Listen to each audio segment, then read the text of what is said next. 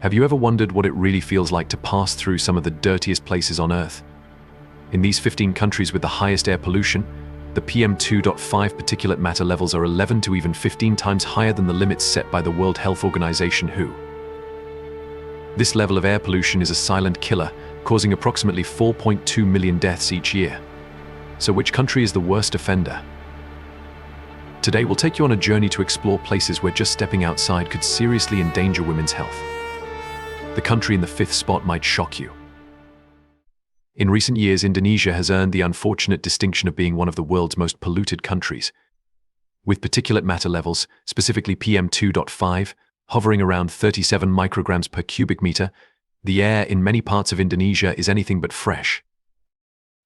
Jakarta, the nation's bustling capital, is at the epicenter of this pollution crisis. A city where the sky is more often grey than blue, where the smell of gasoline and factory smoke lingers in the air, and where wearing a mask isn't just for pandemics, but a daily necessity to breathe. Unfortunately, air pollution claims the lives of approximately 232,000 Indonesians each year. Includes around 6,400 deaths from water pollution, more than 16,300 due to workplace pollutants, and over 32,800 fatalities from exposure to lead, particularly from gasoline emissions. But air pollution is only part of the story. Indonesia is also losing its lush, green forests at an alarming rate. In less than 50 years, nearly 40% of the country's forest cover has been wiped out, driving many species to the brink of extinction and disrupting the livelihoods of indigenous communities. In the face of this environmental emergency, the Indonesian government is taking steps to fight back. They've set an ambitious goal to have over 500,000 electric vehicles on the road by 2030, a move that could significantly cut down on emissions from the transport sector. And in a major policy shift, they've also pledged to stop building new coal-fired power plants as of 2023, aiming for net zero carbon emissions by 2050. However, despite these efforts, the challenge remains enormous. Currently, there are still 10 coal-fired power plants operating within a 100-kilometer radius of Jakarta, continuing to pump harmful pollutants into the air.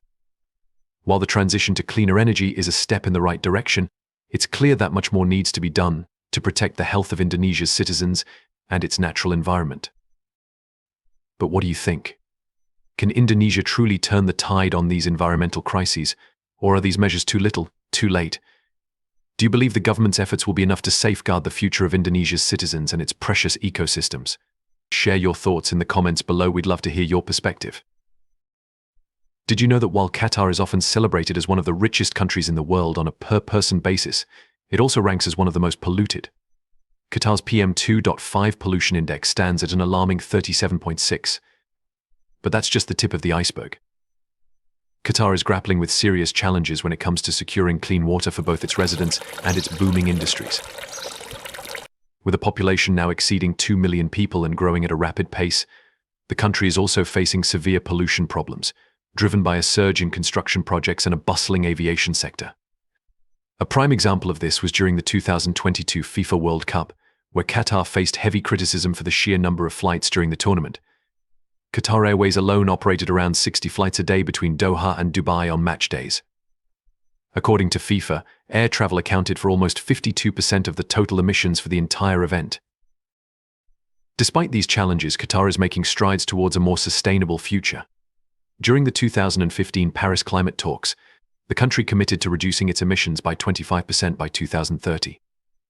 While there has been much discussion about using carbon capture and storage technologies at its gas production facilities, large-scale implementation is still pending. However, Qatar is not just talking about change, it's taking action. The country recently connected a solar power plant to the national grid, which at full capacity can provide up to 10% of Qatar's clean energy needs. And that's not all. Doha has introduced a modern metro system and developed more green spaces and parks, making it clear that Qatar is on a journey towards a greener, more sustainable future. Let's dive into how Bahrain, with a population of over 1,300,000 residents, just a fraction of the population of Qatar, is facing serious environmental problems head-on. In 2018, the average PM2.5 concentration was a staggering 60 micrograms per cubic meter. To put that into perspective, that's 6 times higher than the World Health Organization's safe limit of 10 micrograms per cubic meter. By 2020, efforts to curb pollution seemed to pay off, bringing the levels down to just under 40 micrograms per cubic meter. However, this progress was short-lived. In 2022, PM2.5 levels spiked again, reaching over 66 micrograms per cubic meter, before dropping to around 39 micrograms per cubic meter in 2023. This fluctuation is largely driven by Bahrain's booming energy sector, which relies heavily on fossil fuels, as well as industrial emissions and dust. The question is, can Bahrain balance its economic ambitions with environmental sustainability? Just like Bahrain, the billion-people country of China faces an even tougher battle against pollution. But before we dive into, I have a 10-second request for all of you. If you can help us out, please hit that subscribe button. It would mean a lot to us. In return, we promise to keep making this show even better for you. Do we have a deal? Over the past decade, China has made notable strides in improving its environment. However, the situation took a concerning turn in 2023, with air pollution levels worsening across many regions. Recent data reveals that the average concentration of PM2.5 particles has risen to 32.5 micrograms per cubic meter, a stark increase from previous years. This is over 6 times higher than the level recommended by the United Nations, putting China among the top 20 most polluted regions in the world. As the world's second-largest economy, China's rapid industrial growth has come at a steep environmental cost. The air quality in many Chinese cities now exposes children to pollution levels equivalent to smoking 2 packs of cigarettes each day. China's capital, Beijing, along with other major cities, remains shrouded in dense smog, particularly during the winter months. As of 2024, China holds the dubious distinction of being the world's largest emitter of greenhouse gases. Despite the government's commitment to peaking carbon emissions between 2026 and 2030 and achieving carbon neutrality by 2060, the recent surge in approved coal-fired power plants threatens to derail these targets. In fact, China is the world's largest emitter of greenhouse gases, surpassing the United States in total carbon dioxide emissions. In some of India's most populated cities, the air is among the most polluted in the world. To give you a sense of the scale, in 2023, the level of PM2.5 was measured at 54.4 micrograms per cubic meter. This is nearly 11 times higher than what the World Health Organization considers safe. Breathing this kind of air day in and day out isn't just uncomfortable, it's deadly. In fact, air pollution is now one of the leading causes of premature death in India, cutting short the lives of about 2 million people every single year. According to UNICEF, India is the country with the highest number of people defecating in the open in the world, about 620 million people, mostly in rural areas. The reason is that this country does not have enough quality toilets for the entire population. This situation increases the risk of spreading diseases, greatly affecting health as well as the social situation when many Indian women and children are often vulnerable to sexual assault because they have to wait until dark to relieve themselves. One of the lesser-known yet significant contributors to this crisis is the widespread use of biomass fuels like wood and agricultural waste for cooking and heating. Every year, the country burns the equivalent of 148.5 million tons of biomass for household energy, 10 times more than what's used in the United States. And this isn't just a rural issue. Even in cities, many households rely on these inefficient stoves, which emit far more smoke and harmful pollutants than modern alternatives. The situation could get even worse. India is planning to increase its coal-fired power production by 50% between 2018 and 2030. If these plants go ahead, they could cause an additional 844,000 premature deaths by pumping even more pollutants into the air. But it's not just industry and household energy that's to blame. Traffic congestion in India's bustling cities also plays a huge role. You can picture this: when vehicles crawl through traffic at speeds between 20 and 40 kilometers per hour, they emit twice as much pollution compared to when they're moving smoothly at 55 to 70 kilometers per hour. Unfortunately, in many parts of India, the average speed on the road doesn't even reach 20 kilometers per hour, leading to emission levels that are 4 to 8 times higher than they would be with free-flowing traffic. What do you think? How would you feel about living in a place with such dangerous air quality? Let me know in the comments below. I'm curious to hear your thoughts. Just across the way in Pakistan, a very similar, if not even more severe, battle is being fought against the relentless assault of air pollution, particularly in the heart of its cities. In the year 2024, the PM2.5 level, which measures harmful fine particulate matter, skyrocketed to a staggering 73.7. This isn't just a number, it's a warning sign. Lahore's air pollution has reached a critical level, with the average PM2.5 concentration in the city reaching 99.5 micrograms per cubic meter. But Lahore isn't the only city grappling with this suffocating smog. Major urban centers like Faisalabad, Rawalpindi, Karachi, and even the capital Islamabad are choking under the weight of severe pollution. Islamabad, in fact, ranks among the top 10 most polluted capitals on the planet. According to the most recent statistics from 2024, air pollution claims the lives of nearly 128,000 Pakistanis every single year. But it doesn't stop in the air. Water pollution is also wreaking havoc, with contaminated water sources fueling deadly outbreaks of diseases like cholera and typhoid. This pollution storm is fueled by several factors, including the burning of crops, industrial emissions, and vehicle exhaust. And when winter arrives, the situation becomes even more unbearable, as dust and smog blanket the cities, further degrading the already poor air quality. The health impacts are profound, ranging from respiratory problems to cardiovascular diseases, and even cancer. In Pakistan, women are disproportionately affected by air and water pollution due to their traditional roles in the household, including cooking, cleaning, and caring for the sick. Pregnant women exposed to high levels of air pollution are at a higher risk of complications, including preterm births and low birth weight babies. The burden of caring for family members who fall ill due to pollution also falls largely on women, adding to their already heavy responsibilities. When you think of the United Arab Emirates, what comes to mind? Probably visions of glimmering skyscrapers, luxury cars, and high-end shopping experiences, right? But beneath this shimmering exterior, there's a growing issue that could threaten the lives of millions: air pollution. As of 2024, the situation has become more dire than ever. The air quality in the UAE has plummeted, with PM2.5 levels soaring to 43 micrograms per cubic meter, far above the safety threshold recommended by the World Health Organization. This alarming statistic translates to nearly 1,900 deaths every year, many of whom are outdoor migrant workers toiling under the hot desert sun. So what is the main cause of the severe air pollution in the UAE?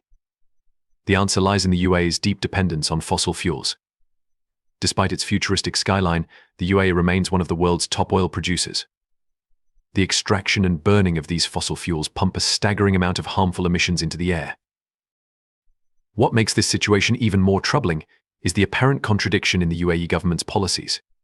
While the nation has made high-profile commitments to reduce greenhouse gas emissions and improve air quality, the continued expansion of fossil fuel extraction raises serious doubts. Is the UAE truly committed to transitioning to a green economy, or are these pledges merely for show? But there's more to this story.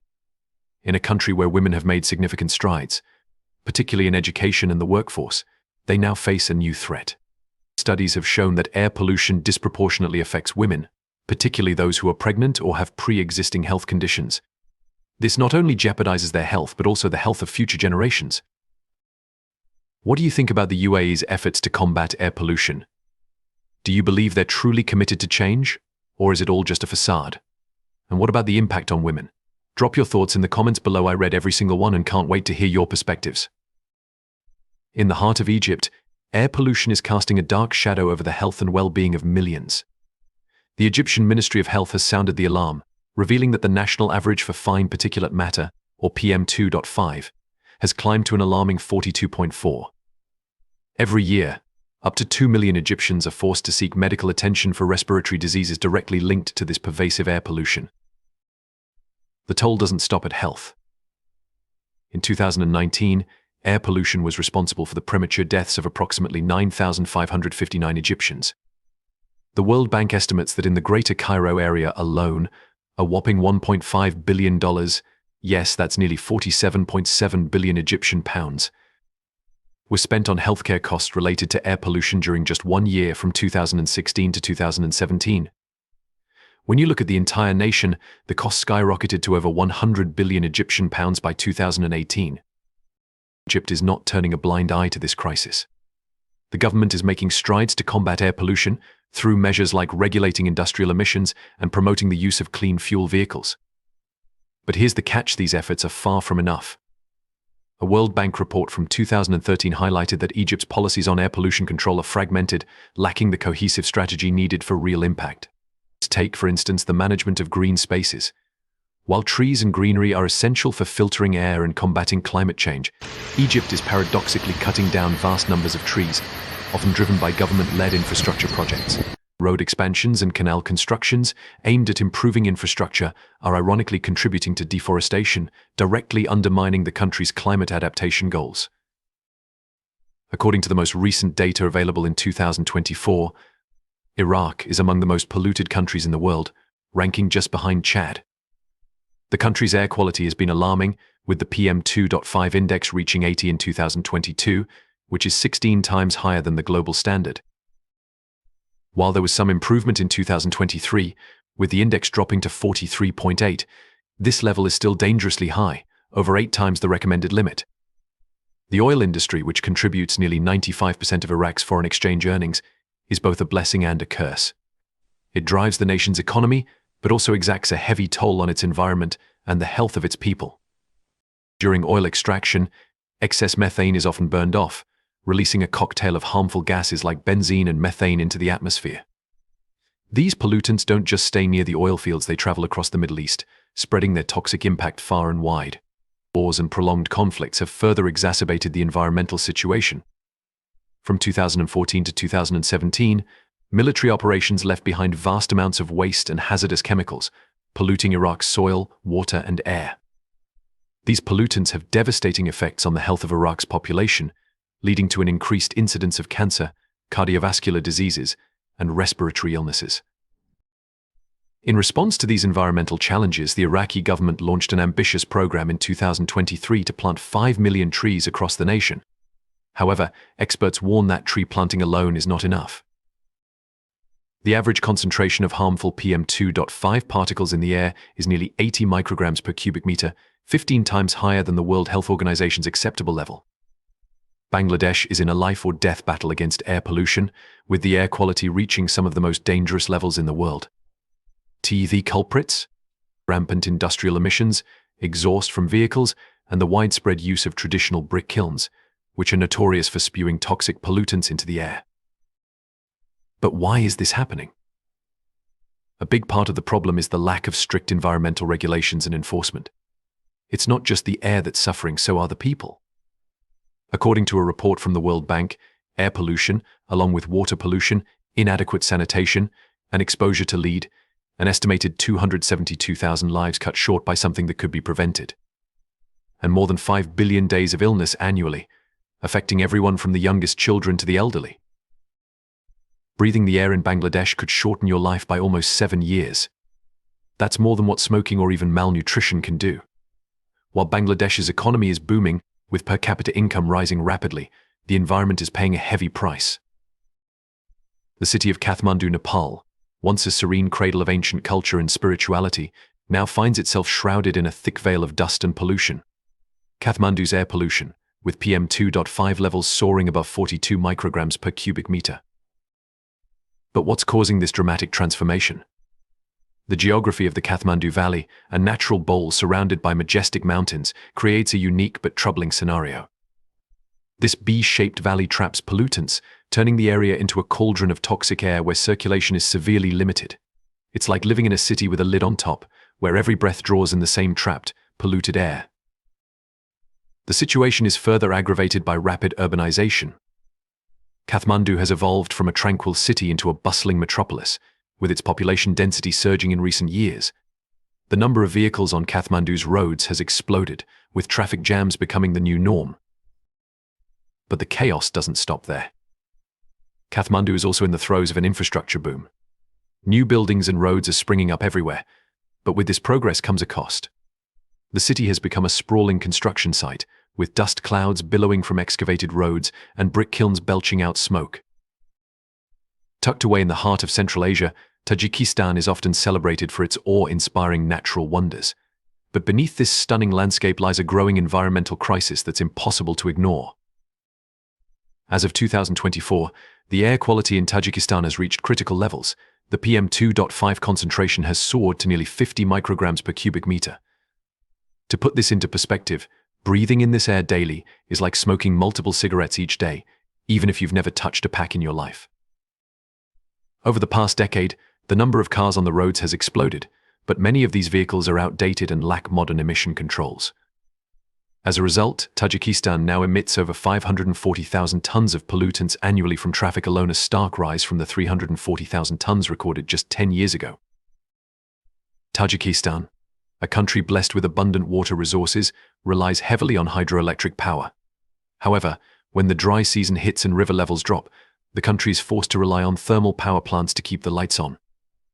The Dushanbe 2 power plant, the largest in the nation, burns up to 6,000 tons of coal every day to meet energy demands. While this plant provides 60% of Dushanbe's electricity, it also spews out a staggering amount of pollutants into the air. And then there's the heavy industry. The Dushanbe cement plant is a prime example.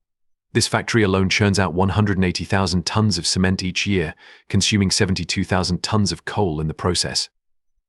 But what's more alarming is the government's plan to construct another cement plant right next door.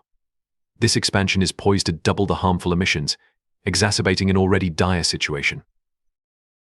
But if you think Tajikistan's environmental challenges are alarming, just across the border in Kyrgyzstan, a similar yet even more catastrophic scenario is unfolding. Imagine waking up every morning in Bishkek, the capital of Kyrgyzstan, where the air you breathe is not just unhealthy but dangerously polluted. In 2022, Bishkek was ranked as the second most polluted city in the world. By 2023, the situation only worsened, with air quality monitors revealing that Bishkek had become the most polluted city globally, with a PM2.5 level reaching over 33 micrograms per cubic meter. The United Nations Environment Programme urgently called on Kyrgyzstan to transition from coal to cleaner, more energy-efficient alternatives. However, despite these warnings, not much has changed. Today, nearly 70% of households in Bishkek still rely on raw coal to heat their homes during the harsh winter months. With temperatures often plummeting well below freezing, some residents have resorted to burning old tires or even scraps of fabric just to stay warm. This desperate measure only adds to the already critical levels of air pollution. The Democratic Republic of the Congo, known for its vast mineral wealth, also grapples with alarmingly poor air quality. The current PM2.5 levels are at over 40 micrograms per cubic meter, which is 8 times higher than what's considered safe. This staggering figure is largely due to the widespread use of biomass fuels, like firewood and charcoal, for everyday cooking. A 2016 World Health Organization report estimated that over 60,000 people in the Congo have lost their lives prematurely due to indoor air pollution. Agricultural runoff, industrial waste, and mining activities have contaminated both surface and groundwater. This pollution not only endangers lives but also devastates the country's rich biodiversity and stifles economic growth. But it doesn't end there. The Democratic Republic of the Congo is also suffering from severe deforestation and soil erosion, which worsen water pollution by increasing sedimentation in rivers and lakes. These conditions create the perfect breeding grounds for mosquitoes, escalating the risk of malaria, a disease that experts predict could triple in cases by the middle of this century. Faced with these urgent environmental challenges, the Congolese government introduced the Environmental Protection Law back in 2011. But with the scars of prolonged conflict still fresh, enforcing these laws remains a monumental task. According to the United Nations Environment Programme, the Congo needs an estimated $200 million to tackle these environmental crises and steer the nation towards sustainable development. Burkina Faso, nestled in the heart of West Africa, may not be the first destination that comes to mind, but its environmental challenges are staggering enough to grab anyone's attention. As of 2024, the concentration of PM2.5 reached a shocking 46.6 micrograms per cubic meter. Over the last 10 years, Ouagadougou's population has surged from just under 2 million to over 3.4 million people, an explosive growth of 81%. This population boom has put immense pressure on the city's infrastructure, much of which has struggled to keep pace with the demands of its growing urban population. Today, a staggering 80% of households still use wood and charcoal for cooking. These traditional cooking methods may seem simple, but they release large amounts of harmful gases into the air, turning everyday tasks into significant contributors to air pollution. Adding to the problem is the city's aging fleet of vehicles. The average car or motorcycle on Ouagadougou's streets is 14 years old. Even more concerning, 3/4 of these vehicles are outdated models, belching out pollutants that darken the city's skies. This heavy reliance on old, inefficient vehicles not only chokes the air but also reflects broader issues of economic challenges and limited access to newer, cleaner technology. Urban sprawl in Ouagadougou has also taken a toll. The city's rapid, unplanned expansion has led to the growth of informal settlements where paved roads are a luxury. During the dry season, dust from these unpaved roads gets whipped up by the harmattan winds blowing in from the Sahara Desert, creating an eerie, dusty haze that hangs over the city. Respiratory infections have become the leading cause of death in Burkina Faso, responsible for up to 20% of all deaths. The poorest citizens, often forced to live in the most polluted neighborhoods near industrial areas or heavy traffic, are hit the hardest. If you enjoyed today's video, please hit the like button and don't forget to subscribe to the channel. Your support means a lot to us. Click on the video that appears on your screen right now. I'm sure you'll love this content. Comment below about the next country you want to see featured on our channel. Thank you so much for watching, and see you in the next video. Thanks for being with us on this great journey. Leave your thoughts in the comments and like to help us. Remember to subscribe for more. See you soon.